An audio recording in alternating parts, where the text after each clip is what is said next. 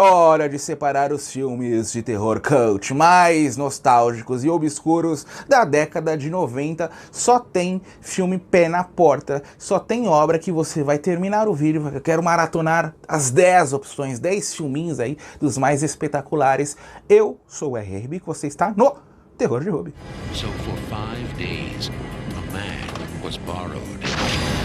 Fogo no Céu, obra perturbadora dos anos 90, que vai trazer uma temática, a abdução matemática, a alienígena. Trabalhadores braçais dessa cidadezinha estão retornando do trabalho, cada um com sua cerveja, aqueles caipiras em essência, quando todos vão ser expostos a essa luz. Um sai para pesquisar o que está acontecendo, vai ser abduzido, vai ser desaparecer do nada. Se inicia essa investigação, a polícia acha esses caipiras, eliminaram um amigo, tiveram uma discussão lá sobre quem cortava o tronco de árvore mais forte, fugiu ao controle e pronto. Só que depois de 5 dias, esse amigo retorna. É aí que nós vamos ter a sua história, que ele tá meio esquecido, volta meio estranho, a polícia, você já voltou, tá tudo ok.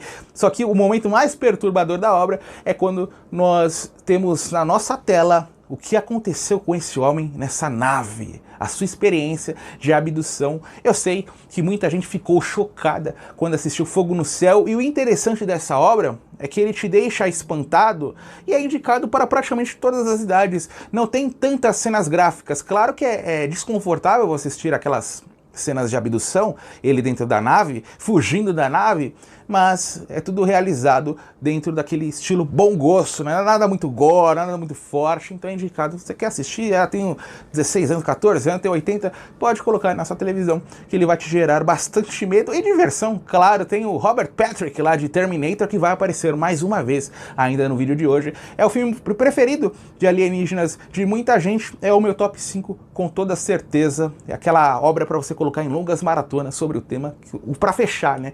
O evento principal da noite é Fogo no Céu.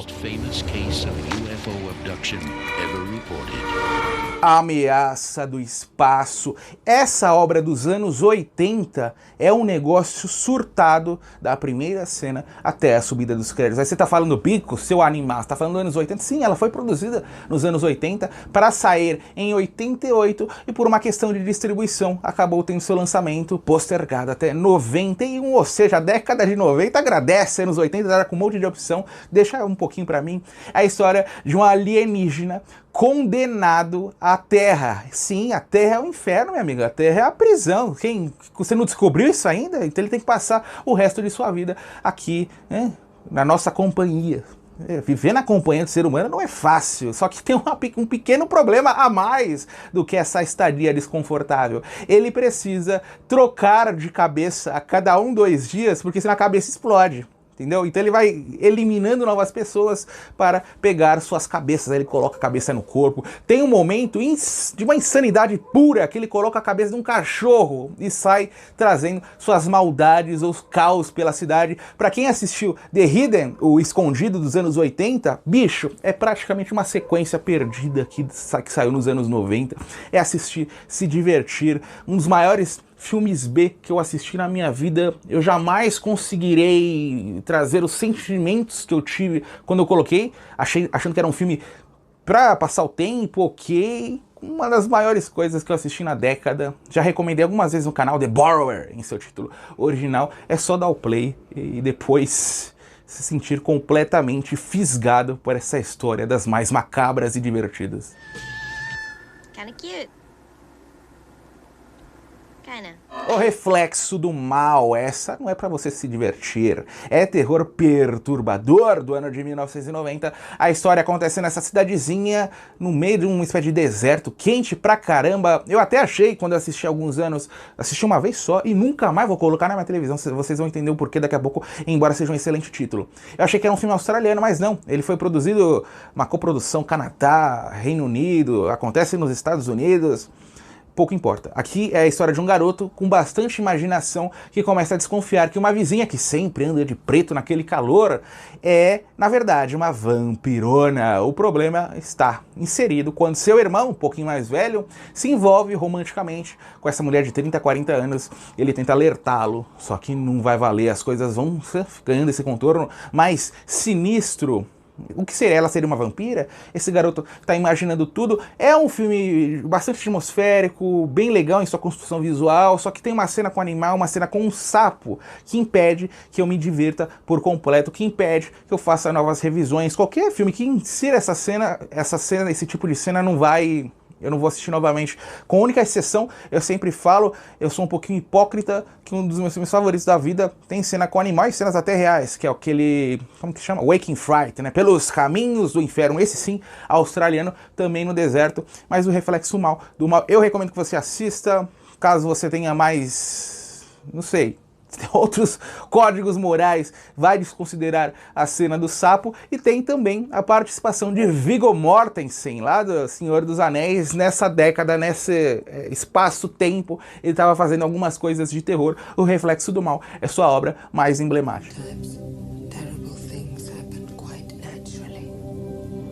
Prova final, dobradinha terror adolescente, segunda metade dos anos 90, que acontece numa escola de ensino médio. Estudantes, um em particular, interpretado por Elijah Wood, começa a desconfiar que seus professores, na verdade, são alienígenas. Após presenciar uma cena que um elimina o outro, ele fala, morreu. Só que no dia seguinte o professor tá inteirão, e essa é a nossa história. Eles vão investigando novos comportamentos, formas de se livrar daquele cenário, com um final simplesmente épico. É aquela obra, esse é o que faz esse terror adolescente dos anos 90 tão especial, porque o roteiro possui algumas falhas, alguns buracos, e você passa por cima de tudo isso, por aquele clima, por aqueles personagens adoráveis, mesmo os insuportáveis, meio que te trazem algum senso de conforto ao vê-los, daquele comportamento padrão, né? O valentão da escola, tem a mocinha, tem a líder de torcida, tem a nerd, a geek, o cara que é gótico, a mulher que é gótica. Esse é o nosso filme. O James Patrick Stewart, como que é o nome do Robert Patrick? Vamos falar todos os nomes, uma hora a gente chega ao ator correto. Ele tá aqui novamente, assim como em Fogo no Céu, interpretando um dos professores que vai ser contaminado com esse vírus. E um finalzinho, o final eu falei é épico, só que o finalzinho, os últimos 2, 3 minutos são mais polêmicos, né? Mas dentro desse cinema adolescente alienígena, essa é a mais diferentona. Um dos filmes preferidos de muita gente, é um dos que eu mais gosto também dos anos 90. Critics are calling it hip and scary. A thrilling ride from beginning to end. Comportamento Suspeito. Essa obra também saiu no ano de 98, bem similar à Prova Final. A história de um jovem, um adolescente que se muda com sua família até a realidade de uma cidadezinha, vai se matricular nessa nova escola. A família quer se esquecer de algo bem trágico que aconteceu no passado, e o jovem vai se juntar ao grupo de desajustados. Toda escola tem os grupinhos, né? Os famosos, tem os esportistas, tem os valentões, e tem os desajustados. Só que esse grupinho começa a desconfiar que existe algo bem sinistro acontecendo na escola. O comportamento, por exemplo, tem um desajustado que do nada se torna certinho. E com vários alunos está acontecendo isso.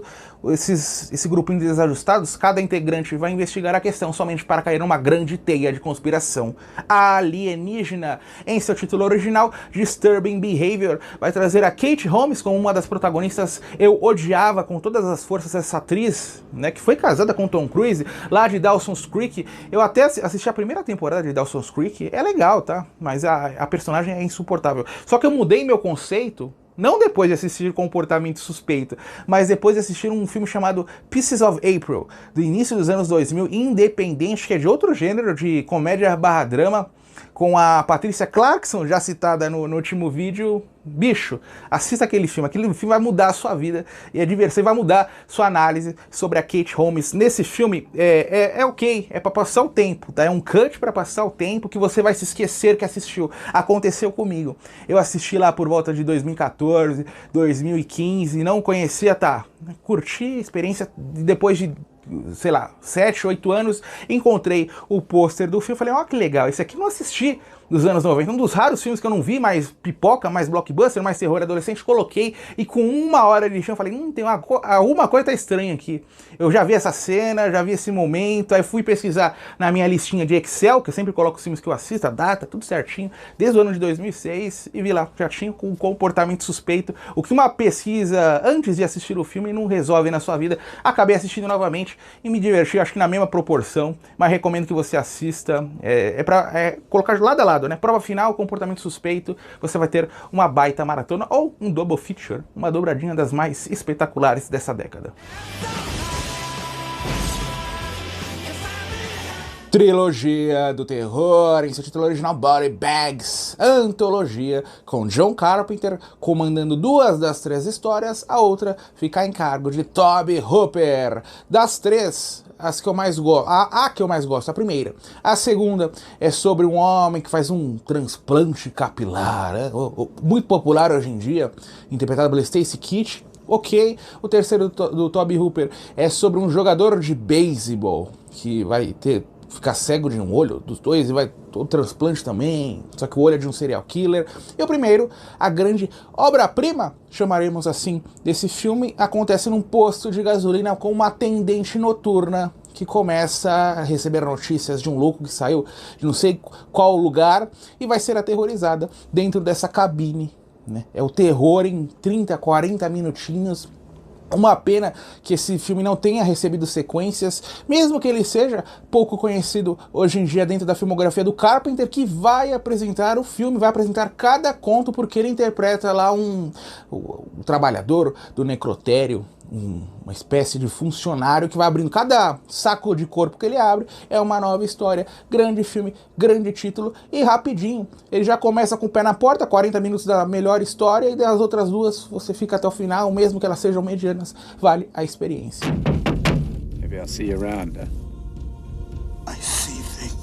O mestre das ilusões, Clive Barker, em seu segundo melhor trabalho, a história de um detetive particular comandado por uma bela jovem, uma bela donzela, para proteger seu maridão, um grande mágico que está sendo ameaçado. O problema é que na primeira aparição do sujeito, ele infelizmente perde a vida. O detetive não é capaz de o proteger, não é capaz de encontrar quem estava mandando essas mensagens, e só que o trabalho não acaba aqui, o filme não vai terminar com 20 minutos, ele embarca nessa jornada atrás de respostas, novos contratos são entregues ao sujeito e ele vê sua própria vida em perigo. Tem história de magia negra, é bem criativa, bem envolvente, um filme longo que te coloca dentro para seguir os passos do nosso detetive particular, um neo-noir em essência com essa pegada totalmente dentro do terror, body horror, tem um bom clima atmosférico, uma boa história, e é isso, misturar esses artigos mágica, magia negra, em um filme desse tipo, acaba sendo praticamente a opção perfeita, um cut, em essência, dos mais especiais dessa década. In a world where magic is real, death is the Fome Animal, um dos filmes favoritos da galera que aprecia um bom gore, aqui é um dos campeões. Você vai ver cena gráfica do minuto 20, 25 até o final em uma quantidade assim que você jamais conseguirá sair dessa experiência, jamais você não recomendará o filme. Eu gosto de filme de gore, aí você vai falar, já assistiu Fome Animal? O cara fala, não, então assista. Aí o cara vai assistir, ele fazer a recomendação pro amiguinho, a direção do Peter Jackson vai trazer uma história que pouco importa, né? Um rapaz que conhece a namorada perfeita, só que sua mãe é controladora, e uma bela tarde num zoológico, a mãe é mordida e vai desencadear esse vírus zumbi. Em primeiro momento ele tenta trancar a véia dentro de casa para não aterrorizar ninguém, só que as coisas vão fugir ao controle. Meu Deus, esse aqui é desagradável em seu imaginário visual. Eu assisti uma vez só, nunca mais, pelo amor de Deus. Peter Jackson, eu vou ficar com outros títulos dos mais populares, um que eu indiquei há poucos dias de outro gênero, mas esse Fome Animal, para os amantes do gore, é praticamente um filme de conforto, que você coloca todo ano na sua televisão. Trimark Pictures presents a modern masterpiece of horror. O Destruidor, o filme bem obscuro, cut dos anos 90, que vai trazer o nosso Rutger Hauer, ou eu pelo menos falava Rutger Hauer, eu descobri que o mais aproximado da pronúncia correta é Rutger Hauer, então é até melhor para falar, só para ficar mais potente o seu nome, desse grande ator. Ele interpreta um policial nesse cenário futurista, todo descontente com sua existência, perdeu um companheiro de trabalho nas mãos de um serial killer. Ele está nesse ciclo destrutivo, do que tentar encontrar o serial killer e destruindo sua própria vida. Só que nessa Londres inundada, acontece acho que de 2005 a 2008, mas ele consegue prever um 2030, 2033, a Londres vai estar nessa situação, hein? O filme só antecipou um pouquinho a história, e só que ele vai descobrindo, conforme coleta pistas, que esse serial killer, ele não é humano, é uma criatura de outro mundo. É aí que o filme ganha seus contornos mais macabros. O destaque é esse, cara. É você assistir pelo belo cenário, por ser um filme B, pouco orçamento, conseguir construir tudo aquilo. Parece um Robocop meio anos 90, no seu visual mesmo, né? Trazendo as delegacias caindo aos pedaços, aquela cidade embaixo d'água. Grande filme, bom título para você assistir aí no fim de semana. Você que é um bom apreciador de terror e de ação, meu amigo, você encontrou a parceria perfeita, a combinação mágica que você vai colocar ali, né? Filmezinhos, os melhores dos anos 90, os que mais me agradaram, assim, é aquela pérola Domingo Maior, né? Com o tal rótulo, né? Só assistir.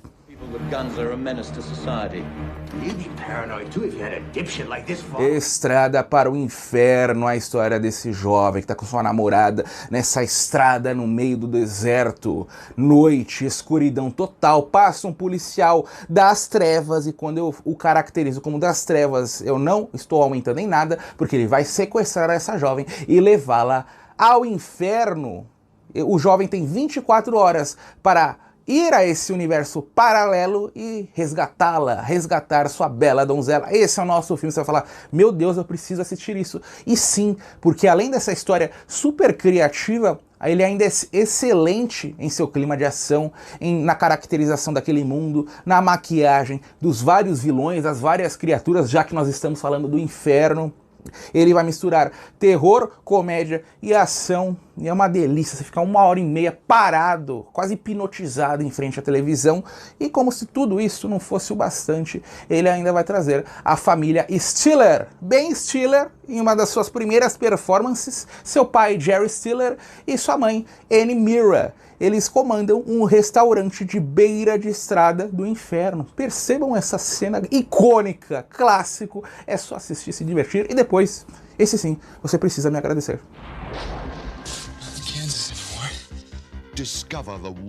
E você, qual filme cut que me recomenda? Qual você assistiu? Deve ter assistido de tudo, né? É obrigação como bom apreciador dos anos 90. Que mais que eu tenho pra falar pra vocês? A década começa muito forte, 1990, com vários ícones do terror, como o Brinquedo Assassino, It, Alucinações do Passado, depois cai bastante e vai voltar 95, 96, mas muito filme diferente, muito filme B em essência. Falando sobre a minha experiência, eu que nasci no início dos anos 90, o que eu mais gosto dessa década é o seu cinema independente. Cinema de comédia, cinema de drama, mas o terror é sempre, claro, uma boa opção. Deixem nos comentários também filmes não, qual você quer depois. Você quer outros vídeos sobre cut dos anos 80, dos anos 70? Só colocar aqui, encha os comentários. Muito obrigado por ter assistido, vejo todos vocês nos próximos vídeos.